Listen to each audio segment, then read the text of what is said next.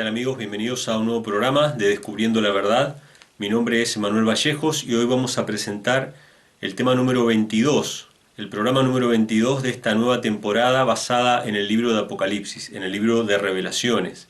Para aquellos que nos escuchan por primera vez o nos ven por primera vez, sepan que todos los programas anteriores están disponibles en formato MP3 y también en formato de video en el canal de YouTube Infonom y en la página que es infonom.com.ar, y que también todos nuestros programas están subidos a la plataforma de Anchor o Spotify, ¿sí? En ambas plataformas se pueden escuchar nuestros programas. Si nos buscan allí con la palabra Infonom pueden escuchar todos nuestros programas anteriores. Esta es la entrega número 22 y vamos a hablar acerca del milenio. En realidad vamos a ver el capítulo 20 de Apocalipsis, que está cargado de temas. Varios temas entrelazados.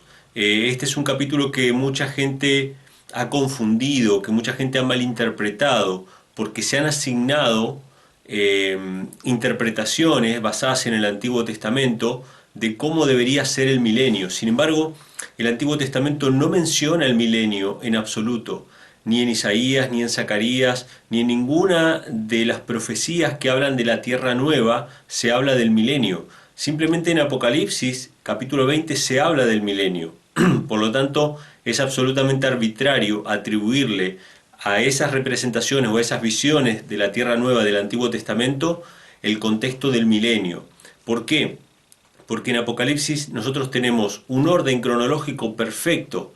Tenemos en Apocalipsis 18 la caída de Babilonia, la destrucción de Babilonia.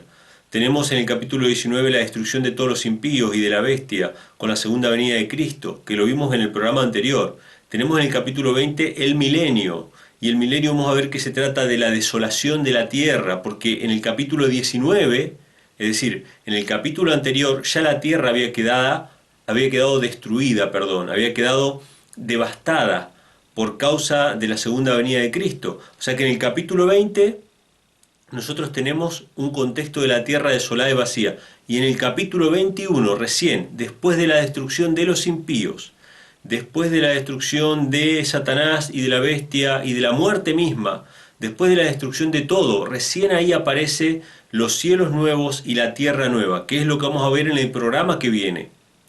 Entonces, cuando leemos Isaías, cuando leemos Zacarías o cualquier otra promesa del Antiguo Testamento que habla acerca de la tierra nueva, de cielos nuevos y tierra nueva, tenemos que verlas en el contexto posterior al milenio, en el contexto posterior a la destrucción del pecado y de la muerte, porque en los cielos nuevos y tierra nueva no va a haber quien dañe, no va a haber quien haga mal, ya no va a existir muerte, ni dolor, ni sufrimiento, ni clamor. Todas las cosas viejas pasaron, dice la Biblia. Así que tenemos que tener en claro ese esquema bíblico para poder interpretar el Antiguo Testamento. El Antiguo y el Nuevo Testamento se complementan entre sí. Uno explica al otro y viceversa. Nosotros, para poder comprender claramente todas las profecías del Antiguo Testamento que hablan acerca de los cielos nuevos y la tierra nueva, tenemos que verlo a través del lente de Apocalipsis. Apocalipsis nos pone el orden. Apocalipsis 18, caída de Babilonia; 19, segunda venida de Cristo, destrucción de todos los impíos. Y como es segunda venida de Cristo, también es el arrebatamiento de la iglesia, es decir, la iglesia es llevada al cielo. Juan capítulo 14 nos dice que Cristo fue a preparar moradas en los cielos, en la casa de su Padre. Hay muchas moradas, dice: yo voy, les preparo lugar y vendré y los tomaré a mí mismo, para que donde yo estoy, ustedes también estén. ¿A dónde fue Cristo? Fue al cielo, a la casa de su Padre. Entonces la iglesia de Dios va a ser llevada al cielo. Entonces, ¿qué pasa en la tierra después de la segunda venida de Cristo? La tierra queda desordenada y vacía. Lo vamos a ver ahora con las palabras puntuales que conectan esta expresión en el libro de Apocalipsis. La tierra queda desolada y vacía, y recién después de la destrucción de los impíos, después de la destrucción del pecado y de la muerte, recién después aparecen los cielos nuevos y la tierra nueva. Porque el mismo fuego purificador que destruye el pecado y la muerte es el que purifica esta tierra para que sea restaurada a su belleza original. Y ahí sí podamos disfrutar de esta tierra renovada y el lobo pueda pacer con el cordero, ¿sí? Y que ya no haya más muerte, ni dolor, ni clamor. Sin embargo, como estuvimos viendo en la semana anterior, la teoría dispensacionalista que plantea el reinado terrenal de Cristo, un reinado aquí en la tierra. Ahora vamos a ver que ese reinado no tiene que ver con un reinado literal, sino que tiene que ver con el juicio. Ese reinado literal o esa idea del reinado literal lo que hace es posponer la decisión del creyente para el momento en que uno vea eso. Porque cuando uno vea eso, entonces uno se va a convertir. Sin embargo, cuando Cristo venga, va a venir a dar a cada uno conforme a sus obras. No va a haber tiempo para arrepentirse, ¿sí? Él no va a venir a predicar el Evangelio. Él no va a venir a sanar. Esa misión ya la cumplió y nosotros tenemos el testimonio de las Sagradas Escrituras para poder creerlo y aceptarlo hoy mismo. Y tenemos que tomar nuestra decisión hoy. Así que vamos a arrancar con el tema de hoy y vamos a ir directamente al libro de Apocalipsis, capítulo 20, y vamos a ver que se nos presentan varias cosas. En primera instancia se nos presenta el estado de la tierra, que es la desolación, se nos presenta lo que es el juicio y se nos presenta lo que es la destrucción final de los impíos. Y otro factor importante que se nos presenta en Apocalipsis 20, que lo tenemos que tener bien claro, vamos a leer los versículos también, es que hay dos resurrecciones. Hay dos resurrecciones y hay una primera y una segunda muerte. Esas expresiones vamos a tener que familiarizarnos con ellas porque son expresiones bíblicas, necesarias para entender la profecía. Está la primera resurrección y la segunda resurrección. Está la primera muerte y está la segunda muerte. Yo lo voy a parafrasear ahora para que se hagan una idea, pero después vamos a leer los textos. La primera resurrección es la resurrección de los justos. Los malos no resucitan allí. La segunda resurrección es la resurrección de los impíos al fin del milenio, al final de los 1000 años, porque la tierra va a estar desordenada y vacía durante 1000 años, ¿sí? Y al final del milenio van a resucitar los impíos, tanto los que murieron en la segunda venida de Cristo como los impíos de todas las generaciones, porque se mencionan reyes de otras épocas como Gog y Magog, que se mencionan aquí en Apocalipsis. Esas son las dos resurrecciones, la de los justos y la de los impíos. La resurrección de los justos es en la segunda venida de Cristo. La misma Escritura nos dice que cuando Cristo venga va a mandar a sus ángeles y va a juntar a sus escogidos de los cuatro vientos, y Tesalonicenses nos dice que va a levantar de la tumba a aquellos que murieron en Cristo. Esa va a ser la resurrección primera, la resurrección de los justos. Y hay otra resurrección, que es la segunda resurrección, la de los impíos al final del milenio. ¿Con qué propósito? ¿Con qué objeto? Recibir el castigo final, que es la muerte eterna. ¿Sí? Entonces vamos a ir viendo paso a paso. Yo les hago un pantallazo para que tengamos una idea general, pero vamos a ir viéndolo paso a paso. Dice Apocalipsis capítulo 20, y vamos a leer del versículo 1 en adelante, dice lo siguiente: vi un ángel descender del cielo que tenía la llave del abismo y una grande cadena en su mano. Bueno, acá vemos un ángel que tiene dos cosas: una gran cadena y la llave del abismo. Y vamos a ver esa expresión. Esta expresión, la palabra abismo, la encontramos en Génesis capítulo 1, versículo 2. Cuando la Biblia habla acerca de la creación del mundo, nos dice lo siguiente. Génesis capítulo 1, versículo 2. Dice así: y la tierra estaba desordenada y vacía, y las tinieblas estaban sobre la haz del abismo. La misma expresión que aparece en Apocalipsis aparece en Génesis. Recuerden que cuando estudiamos esto mencionamos que así como el acto creativo de Dios fue progresivo, primero tomando la tierra desordenada y vacía y empezando a darle forma, separando las aguas de las aguas, creando la luz, los seres vivos, etc. Hubo una progresión en la creación. En el Apocalipsis se muestra una progresión en la destrucción. Primero plagas que caen y que destruyen la tercera parte de esto, la tercera parte del otro. Los hombres son destruidos por medio de las plagas hasta que finalmente la segunda venida de Cristo, como fuego consumidor, consume el pecado y destruye todo. Y la tierra queda en el mismo estado que estaba en el principio, antes de la obra creativa de Dios. Desordenada y vacía. Y las tinieblas sobre la haz del abismo. ¿Qué son las tinieblas? Satanás. Satanás representa a las tinieblas. Satanás en Apocalipsis, que está en el abismo, representa a las tinieblas que en Génesis estaban sobre la haz del abismo. ¿Qué es el abismo? En otras palabras, si bien puede representar el fondo del mar, o puede representar una grieta en la tierra, o puede representar cualquiera de esas cosas, el abismo es, en definitiva, lo que nos dice Génesis, versículo 2, capítulo 1, versículo 2. La tierra estaba desordenada y vacía. ¿Por qué está desordenada y vacía la tierra en Apocalipsis? Porque todo fue destruido por medio de las plagas, por medio del pecado, en definitiva, ¿no? Es la consecuencia inevitable del pecado. La paga del pecado es la muerte. Y la tierra queda desordenada y vacía, y Satanás es encadenado en esta tierra. Porque nos dice Apocalipsis, volvamos a Apocalipsis, capítulo 20, versículo 2, dice, prendió al dragón,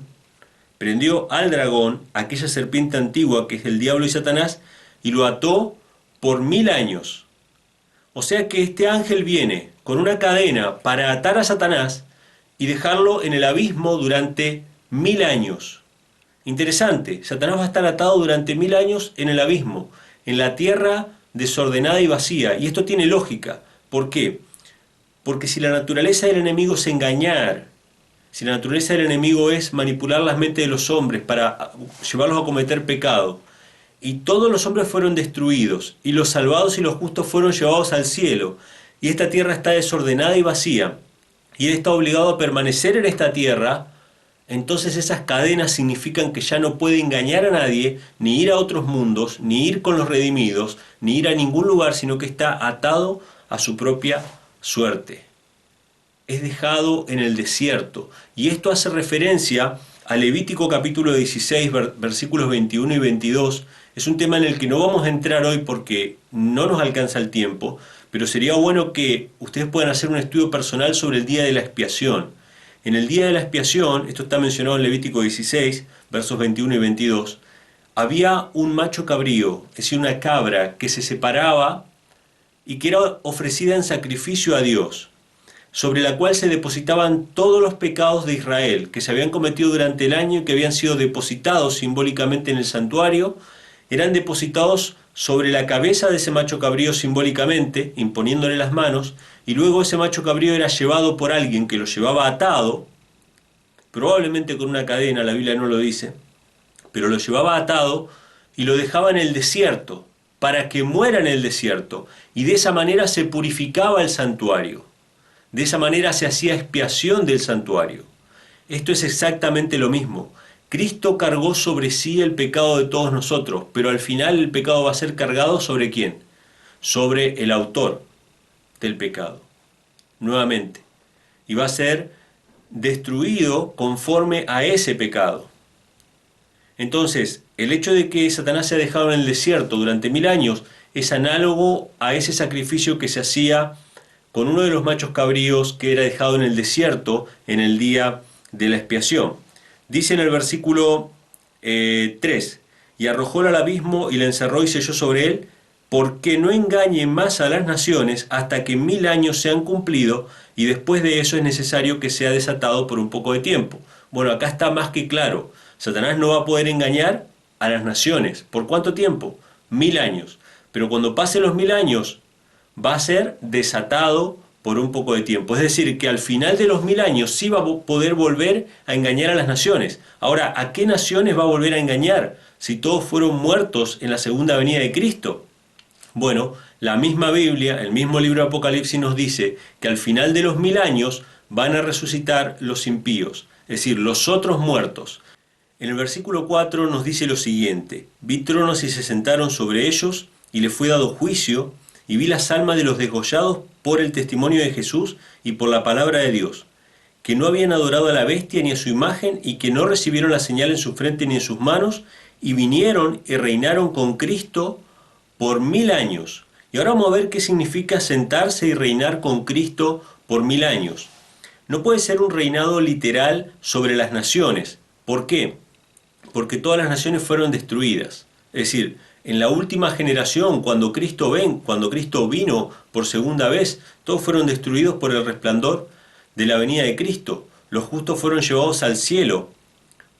y ahora dice que se sientan estos salvados para reinar con Cristo durante 1000 años. Pero vamos a ver a qué se refiere reinar con Cristo 1000 años y de qué manera le es dado juicio. Porque ustedes fíjense que en el versículo 4 se nos dice que se sentaron en el trono y les fue dado juicio, ¿sí? Y hay otras expresiones bíblicas que dicen el juicio va a ser dado a los santos del Altísimo, en el libro de Daniel. Pero vamos a ver a qué se refiere este juicio y qué tipo de reinado es este durante estos 1000 años. No es sobre naciones, no es que van a reinar, gobernar provincias o cosas por el estilo, porque la tierra va a estar desordenada y vacía, sino que el juicio va a ser abierto delante de ellos para que ellos sepan por qué Dios mismo, al final de los 1000 años, cuando sea la segunda resurrección, cuando vuelvan a levantarse las naciones y Satanás vuelva a engañarlos y a manipularlos, ¿por qué es que el juicio de Dios, ese juicio ejecutivo que va a hacer descender fuego del cielo y los va a consumir, por qué ese juicio es justo y verdadero? Y Dios va a desentrañar todas las dudas de todos los redimidos para que no quede ninguna duda en ninguna persona de que la destrucción de los impíos es un acto justo y que está de acuerdo al amor, la misericordia y la justicia de Dios. Entonces, vamos a leer dos pasajes que nos hablan acerca del juicio en el que vamos a participar los redimidos en esa ocasión, durante el milenio, no aquí en la tierra, sino en el cielo, en la casa del Padre de Cristo, como Cristo mismo lo dijo en Juan capítulo 14. Primera de Corintios capítulo 6, el primer pasaje que vamos a leer, Primera de Corintios capítulo 6, versículo 2 nos dice así: ¿O no sabéis que los santos han de juzgar al mundo? Y si el mundo ha de ser juzgado por vosotros, ¿sois indignos de juzgar cosas muy pequeñas? ¿O no sabéis que hemos de juzgar a los ángeles? ¿Cuántos más las cosas de este siglo? El apóstol Pablo habla de que los santos, los redimidos, el pueblo de Dios, va a juzgar al mundo. Y no solamente al mundo, sino también a los ángeles. Ustedes pueden buscar también en 2 de Pedro 2.4 o en Judas 6, van a ver que se menciona la misma expresión con referencia a Satanás, de que los ángeles que perdieron su dignidad fueron atados con cadenas en prisiones de tinieblas para ser juzgados. Y Pablo dice que ese juicio lo van a hacer los santos, los redimidos. ¿En qué momento? Durante el milenio, como lo dice Apocalipsis. Otro pasaje que habla acerca de la misma cuestión se encuentra en Mateo capítulo 19, versículo 28. Mateo capítulo 19, versículo 28 dice: Jesús les dijo: de cierto os digo que vosotros que me habéis seguido en la regeneración, cuando se sentará el Hijo del Hombre en el trono de su gloria, vosotros también os sentaréis sobre 12 tronos para juzgar a las 12 tribus de Israel. ¡Wow! Acá es bien claro, cuando el Hijo del Hombre se siente en su trono, cuando Cristo se siente en su trono para reinar, ¿quiénes se van a sentar? Los apóstoles, el pueblo de Dios, los santos, para juzgar a las tribus de Israel. Y Pablo nos dice que es para juzgar al mundo y también para juzgar a los ángeles. O sea que durante esos 1000 años se va a llevar a cabo un juicio. Los impíos van a estar muertos durante 1000 años. Lo dice el mismo Apocalipsis: los otros muertos no volvieron a vivir, en el versículo 5, hasta que se cumplieron los 1000 años. O sea que no estamos los justos o los santos reinando sobre los impíos. No ese es el panorama, sino que vamos a estar juzgando por qué Dios va a destruir a los impíos al final del milenio. No es un reinado literal, es decir, no es un gobierno terrenal, sino que es un reinado que tiene que ver con el juicio, tiene que ver con los designios de Dios que van a ser abiertos delante de nosotros para que sepamos que todos los juicios de Dios son verdaderos y son justos y están de acuerdo a su justicia y a su misericordia, que Él fue benévolo, que Él fue amoroso, misericordioso, llamando a todos al arrepentimiento, y que el rechazo continuo de su ley, que el rechazo continuo de su voluntad, trajo como resultado la destrucción y la pérdida eterna. Entonces, si volvemos al capítulo 20, versículo 5 dice: mas los otros muertos, o sea, los justos van a estar reinando con Cristo, que es un juicio donde Dios va a permitir que sean juzgadas todas las naciones, las tribus de Israel, los ángeles. Pero los otros muertos, dice el verso 5, o sea, los impíos, no tornaron a vivir hasta que sean cumplidos 1000 años. Entonces, refiriéndose a los salvados, dice: Esta es la primera resurrección. O sea que los que tengan parte en la primera resurrección van a reinar con Cristo durante 1000 años. Los que no se levanten en esa primera resurrección, que es en ocasión de la segunda venida de Cristo, van a permanecer muertos. La tierra va a estar desolada y vacía. ¿Hasta cuándo? Hasta que se cumplan los 1000 años. ¿Sí? Entonces, tenemos que identificar cuál es la primera resurrección y la segunda resurrección. La segunda es después de los 1000 años, es la resurrección de los impíos. ¿Para qué resucitan? Simplemente para ser destruidos. Simplemente para que antes de ser destruidos definitivamente por la muerte segunda, otra expresión bíblica, la muerte primera la vamos a gustar todos. A menos que Cristo venga antes, yo voy a morir, todos vamos a morir, seamos justos o seamos impíos, vamos a morir todos. Pero al final del milenio van a resucitar los impíos en esa segunda resurrección para recibir la muerte segunda. Y esa muerte segunda es una muerte definitiva. Esta muerte primera que experimentamos todos es simplemente un sueño, es como dormir. Por eso la Biblia llama a esta muerte un sueño, ¿sí? No os entristezcáis por aquellos que durmieron, dice la Biblia, ¿no? Que justamente vamos a leer uno de esos pasajes. Vamos a ver la diferenciación entre estas dos resurrecciones en varios pasajes de las Escrituras. Uno de ellos se encuentra en el libro de los Salmos.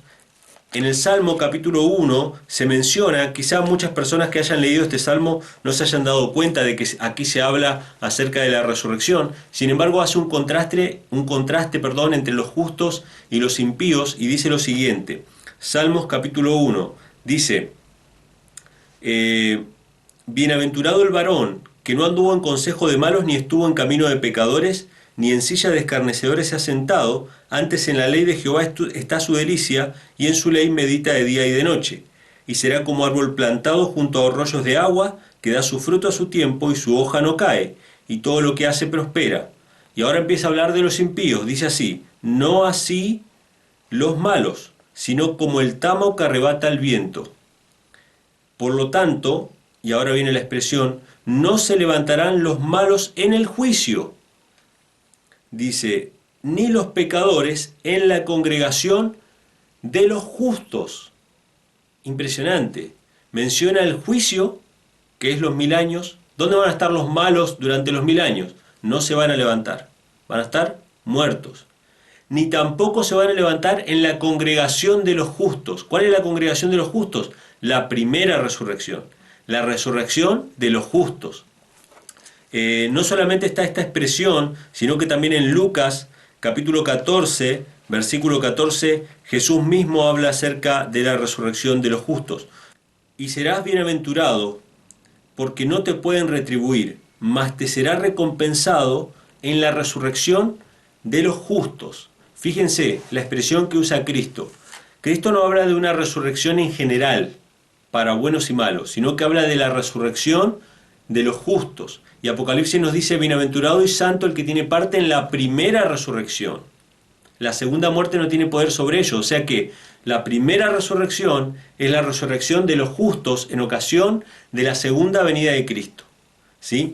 Y otro pasaje más lo tenemos en Primera de Tesalonicenses, capítulo 4, versículo 16. Este texto es mucho más concreto porque habla directamente de la resurrección de los justos, diciendo directamente que es la primera de las resurrecciones. Primera de Tesalonicenses, capítulo 4, versículo 16. Vamos a leer desde el versículo 15, porque está la expresión que estábamos haciendo referencia recién, acerca del estado de los muertos, o de esta primera muerte a la que todos estamos sometidos, ¿no?, en esta vida. Dice en el versículo 15, por lo cual os decimos esto en palabra del Señor, que nosotros que vivimos, que habremos quedado hasta la venida del Señor, no seremos delanteros a los que durmieron. Es decir, no vamos a ser perfeccionados antes que los que ya han muerto en Cristo. Dice, porque el mismo Señor, con aclamación, con voz de arcángel y con trompeta de Dios, descenderá del cielo, y los muertos en Cristo resucitarán primero. ¿Sí? Esta es la resurrección de los justos. Los muertos en Cristo resucitarán primero. Es la primera resurrección. Así que como podemos ver, bíblicamente hay dos resurrecciones, la de los justos, que es la primera, y la de los impíos, que es la segunda, al fin del milenio. ¿Y con qué propósito se resucita a los impíos al fin del milenio? Esto es interesante, porque cuando resucitan los impíos al fin del milenio, Satanás es soltado de su prisión. ¿Por qué? Porque ahora hay naciones que pueden engañar, pero no solamente esa última generación que vivió cuando Cristo vino a la tierra, no solamente la última generación, sino generaciones pasadas, los impíos de todas las edades, a tal punto de que aparecen generales de los ejércitos antiguos, se mencionan reyes de la antigüedad como Gog y Magog, y todos ellos se unifican para tratar de hacer frente a Cristo. Son convencidos por Satanás de que pueden tomar la santa ciudad por la fuerza. La santa ciudad o el campamento de los santos es el lugar donde la santa Jerusalén celestial va a bajar. Y cuando baje se va a establecer allí como cabeza de todos los montes. Eso también está profetizado en la Biblia. O sea que en el mismo lugar donde estaba la Jerusalén antigua, va a bajar la nueva Jerusalén, la verdadera, ¿sí? Con los redimidos inclusive en su interior. Y va a bajar a esta tierra y se va a establecer como cabecera no solamente de toda la tierra, sino del universo, porque el trono de Dios mismo va a estar aquí en la tierra. Pero vamos a seguir leyendo. Leímos hasta el versículo 5, y el verso 6 dice: bienaventurado y santo el que tiene parte en la primera resurrección. La segunda muerte no tiene potestad en estos, antes serán sacerdotes de Dios y de Cristo y reinarán con él 1000 años. ¿Cómo reinarán? En juicio. O sea, se va a abrir delante de ellos todos los libros para que sepan por qué Dios al fin del milenio va a hacer su obra extraña de destrucción. Y entonces en el versículo 7 dice: y cuando los 1000 años fueren cumplidos, Satanás será suelto de su prisión. ¿Por qué suelto? Porque ahora hay naciones para engañar. Y saldrá para engañar a las naciones que están sobre los 4 ángulos de la tierra, a Gog y a Magog, a fin de congregarlos para la batalla, el número de los cuales es como la arena del mar. O sea que acá vemos la razón y el propósito por el cual Dios permite que resuciten nuevamente en esta segunda resurrección los impíos, para mostrar que a pesar de todo lo que ha pasado, a pesar de que muchos de ellos sufrieron las plagas y que murieron sin Cristo, cuando resucitan y ven a Cristo, cuando resucitan y ven la gloria en la que están los redimidos, cuando resucitan y ven la miseria en la que están ellos, aún así sus corazones no han cambiado. Y que por más que se les diera otra oportunidad, si pudieran, empujarían y arrebatarían a Dios su trono y su dominio. Es decir, esta segunda resurrección se hace para que se vea que el juicio ejecutivo final, que es la destrucción de los impíos, es un acto justo, verdadero y misericordioso de Dios, y que no se comete ninguna crueldad ni ningún autoritarismo, y todo el universo va a decir amén. Y aún los que se pierdan van a reconocer que justos y verdaderos son los caminos de Dios y que ellos merecen ser destruidos porque desecharon toda amonestación que Dios les había dado misericordiosamente. Entonces en el versículo 9 dice: y subieron sobre la anchura de la tierra y circundaron el campo de los santos, la ciudad amada, y de Dios descendió fuego del cielo y los devoró. Impresionante. Es decir, el pecado va a ser destruido, pero no antes de que se despeje toda duda en el universo de que los juicios de Dios son verdaderos y son justos. Uno se pregunta, ¿por qué cuando Lucifer se rebeló en el cielo no fue destruido allí? ¿Por qué cuando Adán y Eva pecaron no fueron destruidos allí mismo? ¿Por qué pasaron generación tras generación? ¿Por qué tanto sufrimiento, tanto dolor? ¿Por qué se dejó que se desarrollara tanto el pecado? Para que en el universo no quede ninguna duda, en todos los ángeles del cielo y en todos los otros mundos creados que no han caído en pecado, y en todos los redimidos, y en todos, de que Dios es justo, de que su gobierno es perfecto, que sus requerimientos no son autoritarios y que su ley es una ley de amor. Y nunca más se va a levantar el pecado de nuevo, jamás va a volver a levantarse el mal, porque nadie más va a dudar acerca del gobierno de Dios como se puso en duda en el comienzo del conflicto. Por eso es necesario que se haga juicio, que los libros sean abiertos y que todo caso sea revisado y que no haya ninguna duda y que toda boca se cierre y toda rodilla se doble. En el versículo 11 dice: Versículo 10. Y el diablo que los engañaba fue lanzado en el lago de fuego y azufre donde está la bestia y el falso profeta y serán atormentados día y noche para siempre jamás.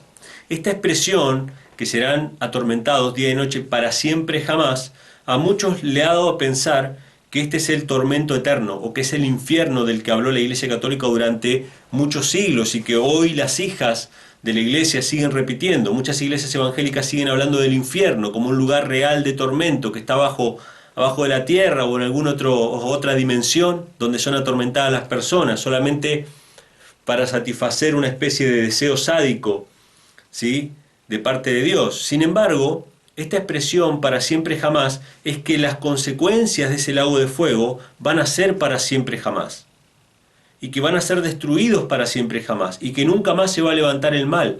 ¿Qué gana Dios? ¿Qué ganaría Dios perpetuando y eternizando el mal? Porque si vamos a tener personas que van a ser pecadoras eternamente en un lugar donde no van a poder arrepentirse, no van a poder cambiar, significa que Dios va a hacer el mal y el pecado lo va a dejar eternamente viviendo. Entonces Satanás tendría razón y sería glorificado y sería eternizado. Sin embargo, la Biblia dice que van a ser destruidos y vamos a ver que el mismo Apocalipsis nos aclara este punto. No podemos tomar un texto y desechar el resto. Vamos a ver qué es el lago de fuego.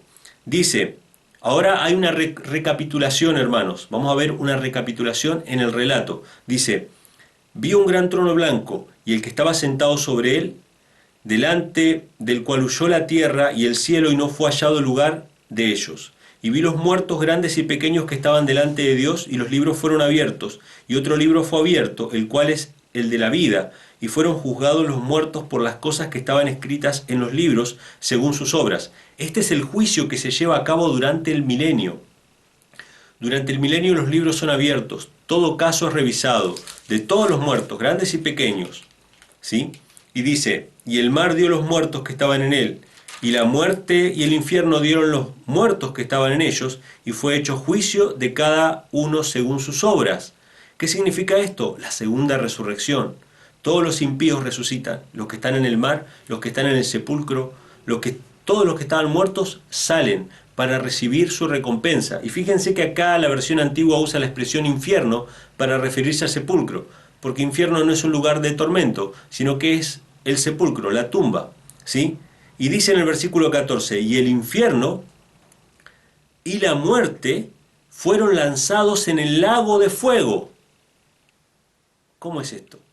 Si el lago de fuego es el infierno, ¿cómo es que el infierno es lanzado dentro del lago de fuego?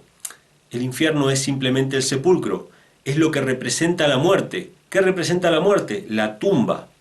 Entonces dice en el versículo 14, el infierno y la muerte fueron lanzados en el lago de fuego, y acá nos explica lo que es el lago de fuego. ¿Qué es el lago de fuego? La muerte segunda. No un lugar de tormento eterno, no un lugar donde perpetuar el pecado y perpetuar el dolor. ¿Cómo va a haber un universo limpio? ¿Cómo va a haber un universo en armonía con un lugar donde haya dolor, sufrimiento, pecado, odio, inmortal, para siempre? ¿Qué locura es esa? ¿De dónde han sacado eso los cristianos que están predicando acerca del infierno como un lugar de tormento? El infierno va a ser lanzado en el lago de fuego. Eso nos dice la Biblia. ¿Y el lago de fuego qué es? La muerte segunda. ¿Y qué significa muerte en la Biblia? En la Biblia muerte significa muerte. Para muchos cristianos la palabra muerte significa vida en otra dimensión. Para muchos cristianos la palabra muerte significa dejar este cuerpo y que el espíritu siga viviendo. Pero la Biblia, cuando habla de muerte, se refiere a muerte. Entonces, ¿qué es el lago de fuego? Es la muerte segunda, es la destrucción definitiva de todos los impíos. Y en el versículo 15 dice, y el que no fue hallado escrito en el libro de la vida fue lanzado en el lago de fuego. O sea que todos los impíos que no estaban escritos en el libro de la vida fueron lanzados en el lago de fuego. ¿Qué es el lago de fuego? Es la muerte segunda. ¿Es un lugar de tormento eterno? No. Esta doctrina popular de la Iglesia Católica, que trata de poner a Dios como si fuera un verdugo que se goza en el sufrimiento de sus criaturas, desfigura totalmente el carácter de Dios. Dios no va a atormentar a sus criaturas eternamente sin ningún propósito salvífico, sin ningún propósito de redención. En vez de eso los va a destruir y va a ser como si nunca hubieran existido. Y recién después de eso, Apocalipsis capítulo 21, recién después de eso es que va a haber cielos nuevos y tierra nueva. El mismo fuego que destruye a los impíos purifica la tierra y da lugar a la obra creativa de Dios para restaurar esta tierra a su belleza edénica original. Entonces hemos visto varias cosas en este capítulo, en este episodio. Varias cosas. Primeramente, los 1000 años la tierra va a estar desordenada y vacía. ¿Por qué? Porque todos fueron muertos. ¿Y cuándo van a resucitar? Después del milenio. Los impíos resucitan después del milenio. ¿Por qué Satanás está encadenado? Porque no puede engañar a nadie. ¿Por qué se suelta la cadena? Porque ahora puede engañar después del milenio a las naciones que resucitaron. ¿Para qué resucitaron esos impíos en esa segunda resurrección? Simplemente para recibir el castigo final, que es la destrucción por fuego. Dice, descendió fuego del cielo y los devoró. Ese es el mismísimo lago de fuego, que es la muerte segunda. ¿Para qué Dios resucita a los impíos si ya estaban muertos? ¿Qué necesidad tiene de volver a matarlos? Resucitan para que todo el universo vea que sus corazones no cambiaron y que si se les diera otra oportunidad de ser salvos, igual se rebelarían contra Dios y harían guerra contra los santos y amenazarían la paz y la armonía de todo el universo. ¿Cuándo va a ser restaurada la tierra, cielos nuevos y tierra nueva? Después de que el pecado y la muerte hayan sido eliminados por completo. Así que este es un pantallazo, hermanos, de toda esta doctrina que tiene que ver con el milenio, que ha sido tergiversada, que ha sido malinterpretada por las iglesias cristianas, pero que si seguimos el patrón bíblico de dejar que la Biblia se interprete a sí misma, podemos tener un claro panorama de los eventos.